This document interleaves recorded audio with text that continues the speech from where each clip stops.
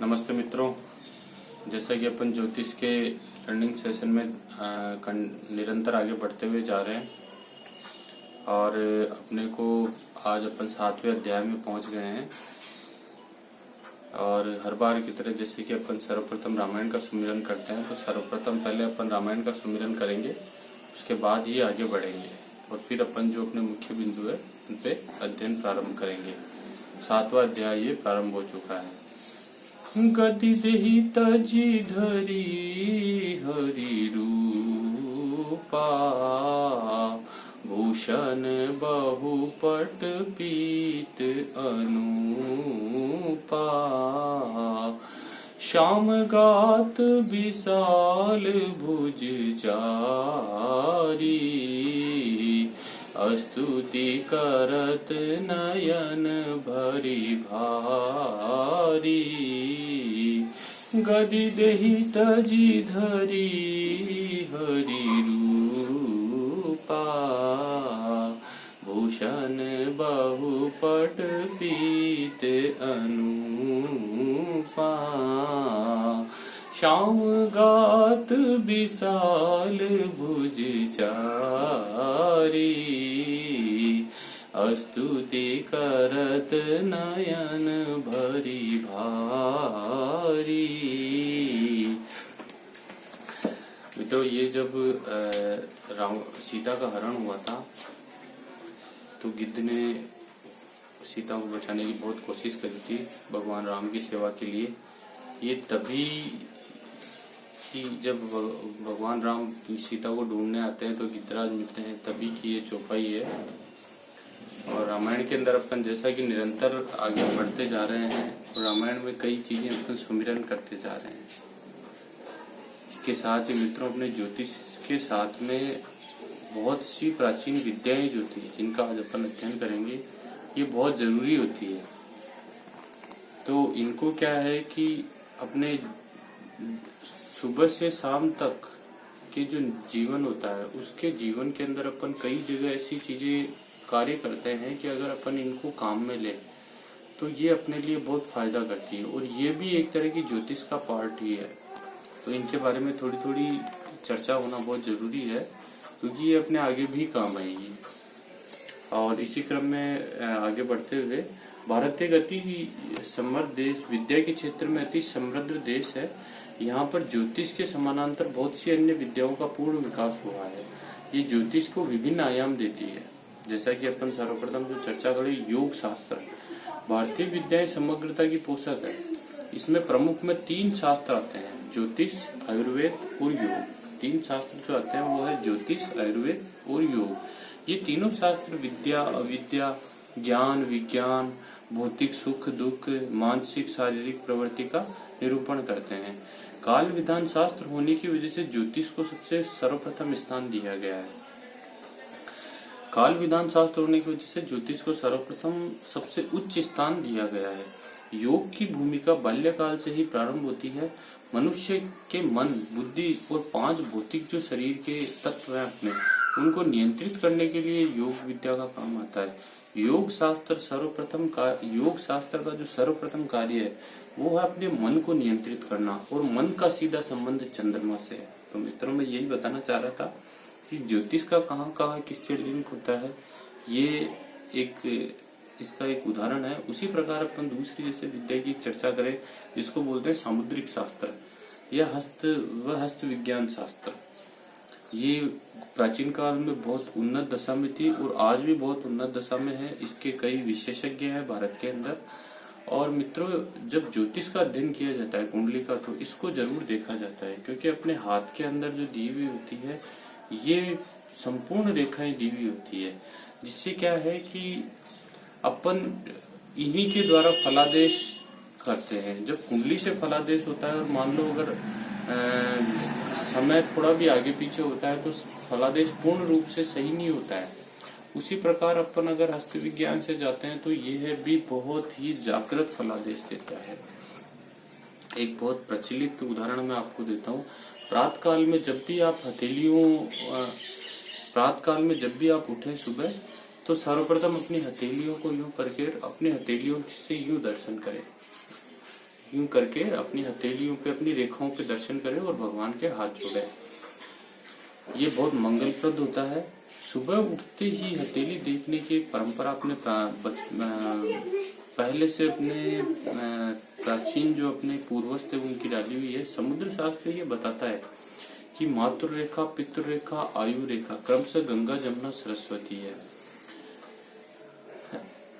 मणिबंध से अंगुष्टक और तर्जनी के बीच की रेखा जिसे पितृ रेखा कहा जाता है। अंगुष्टक एवं तर्जनी के बीच वाली रेखा को मातृ रेखा कहते हैं और तीसरी रेखा आयु रेखा होती है। सामुद्रिक शास्त्र के प्रथम ज्ञाता महर्षि नारद थे और उन्होंने सीता जी, पार्वती जी के भावी पति की भविष्यवाणी हस्तरेखा देखकर ही की थी। इस प्रकार अपन देखेंगे कि ज्योतिष के अंदर जो है हस्तरेखा का बहुत बड़ा स्थान है। उसी क्रम में जब अपन आगे बढ़ते हैं, जैसे योग किया उसी तरह आयुर्वेद, ज्योतिष व आयुर्वेद इनका क्या संबंध है आपस के अंदर। भारतीय ज्योतिष का आधार स्तंभ जो 4 वेद है उनमें ऋग्वेद जो है वो सबसे प्राचीन है और इसके अंतर्गत ज्योतिष व चिकित्सा विज्ञान का सांगोपांग वर्णन दिया हुआ है। ज्योतिष और चिकित्सा शास्त्र का सांगोपांग वर्णन दिया हुआ है। दोनों एक दूसरे के पूरक और एक दूसरे पे निर्भर है।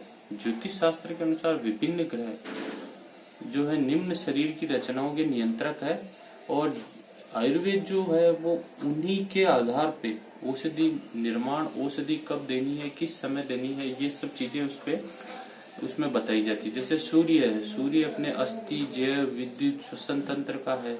चंद्रमा जो है अपने रक्त, जल, हार्मोन्स का है। मंगल जो है वो यकृत, रक्त कर्णिका, पाचन तंत्र का है। बृहस्पति जो है वो अपना नाड़ी तंत्र, स्मृति और बुद्धि का है। बुध जो है वो अपना अंग, प्रत्यंग, तंत्रिका जाल इन सब का है। शुक्र जो है वो आपका वीर्य, रज, कफ, गुप्तांग से संबंधित है। शनि जो है आपका केंद्रीय नाड़ी तंत्र, मन से है। राहु केतु जो है वो शरीर के अंदर आकाश व अपान वायु से संबंधित है। इस प्रकार अपन जब ये देखते हैं तो जब जैसे मान लो किसी को बुद्ध से संबंधित दिक्कत है तो वो आपको पता चलेगा कि वो उसके तंत्रिका जाल से या उसकी स्किन डिजीज के रूप में निकल के आई है। तो ये एक बहुत महत्वपूर्ण है। इसको अपन ज्योतिष शास्त्र से भी देखते हैं। उसके अलावा आपके आती है ग्रह दोष के अनुसार अपने विभिन्न वनौषधियां भी काम में ली जाती है जो बाधा निवारण करती है। ये औषधि मिश्रित जल से स्नान करने से ग्रह दोष दूर होते हैं। विभिन्न रत्न धारण करने से ग्रहों की बाधाएं जो दूर होती है। इस प्रकार मित्रों ये एक बहुत महत्वपूर्ण शास्त्र है। उसी क्रम में जब अपन आगे बढ़ते हैं, भारतीय वर्षा विज्ञान ये एक ऋतु चक्र का प्रवर्तक अपना जो है उसका ऋतु चक्र जो बनता है इसका जो प्रवर्तक है वो है सूर्य। सूर्य जब आद्रा नक्षत्र से में प्रवेश करता है जिसमें सौर गणना जिसको बोलते हैं, तभी से औपचारिक रूप से वर्षा ऋतु का प्रारंभ होता है। भारतीय गणनाकार प्रतिवर्ष आद्रा प्रवेश की कुंडली बनाकर वर्षा की भविष्यवाणी करते हैं। इस प्रकार अपन ये देख रहे हैं कि जो वर्षा विज्ञान है उसमें भी ज्योतिष का कहीं ना कहीं समावेश हुआ, पंचांग का समावेश हुआ। और ये मैं इसलिए बता रहा हूँ कि आपको इनके लिंक समझ में आएंगे, आपस में इनके संबंध समझ में आएंगे आपको कि यार कहाँ पे आज जो अपने निरंतर दिन और सुबह से शाम में जो घटनाएं घट रही है उनका कहीं ना कहीं आपस के अंदर कोई ना कोई संबंध जरूर है। इसी प्रकार अपन देखते हैं कि जैसे कई बार होता है अति शीघ्र वर्षा के लक्षण आते हैं। ये भी ज्योतिष के अंदर कई बार देखने को मिलते हैं अपने को। जैसे जल स्वादहीन हो जाता है, नमक पसीजने लगता है, आकाश कुओं के अंडों के सदृश हो जाता है, दिशाएं गुओं के नेत्र के समान हो जाती है। ये सब एक भागवतरी बहुत बड़े कवि हुए थे, उन्होंने बहुत सी भविष्यवाणियां करी थी। मतलब उन्होंने बहुत से दोहे दिए थे, वो भविष्यवाणी के रूप में ही थे। तो वो जो जब आप उनको अध्ययन करेंगे तो आप पाएंगे कि उन्होंने कई चीजें दोहों के रूप में बताई, और वो जो शकुन होते हैं तो वैसा ही होता है, मेंढक बोलने लग जाते हैं, इस प्रकार। और उसी क्रम के अंदर जैसे अपने वास्तुशास्त्र को भी अपन देखें तो वास्तुशास्त्र एक बहुत ही महत्वपूर्ण शास्त्र है। वास्तु का शब्द का अर्थ है निवास करना। जिस भूमि पे निवास करते हैं उसे वास्तु कहते हैं। वास्तु दोष विशेषज्ञ किसी भी मकान को देखकर ये बता सकते हैं कि इस मकान में निवास करने वाले के कोई रोग होगा या नहीं होगा, या ये मकान निवास करने योग्य है या नहीं है। तो इस प्रकार मित्रों वास्तु शास्त्र बहुत बड़ा शास्त्र है, और इसमें जिसका एक मैं आपको बहुत छोटा सा उदाहरण ये देना चाहूंगा कि भूमि परीक्षा इसके अंदर की जाती है। भूमि परीक्षा के लिए एक भूमि के मध्य भाग के अंदर 1 हाथ लंबा, 1 हाथ चौड़ा और 1 हाथ गहरा गड्ढा बनाते हैं। इसको खोदने के बाद जितनी मिट्टी इसकी वापस आई है उस मिट्टी को उसमें से तुम वापस डाल दो। अगर गड्ढा भरने पे मिट्टी बचती है तो वो जमीन उत्तम मानी जाती है, बराबर रहे तो मध्यम, और कम पड़े तो वो अधम भूमि मानी जाती है। ये एक प्रचलित मैं आपको उदाहरण दे रहा हूँ, लेकिन वास्तुशास्त्र जो है एक बहुत बड़ा शास्त्र है, और ये एक अपने आप में बहुत ही महत्वपूर्ण शास्त्र है। और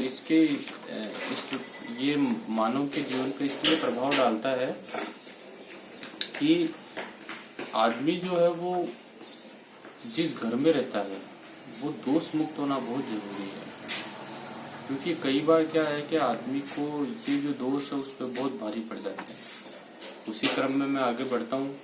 तो जैसे शकुन शास्त्र बहुत जरूरी होता है। अपन किसी कार्य को करने जा रहे हैं तो अपने प्रारंभ में क्या घटनाएं घटी थी, इसको शकुन शास्त्र कहते हैं।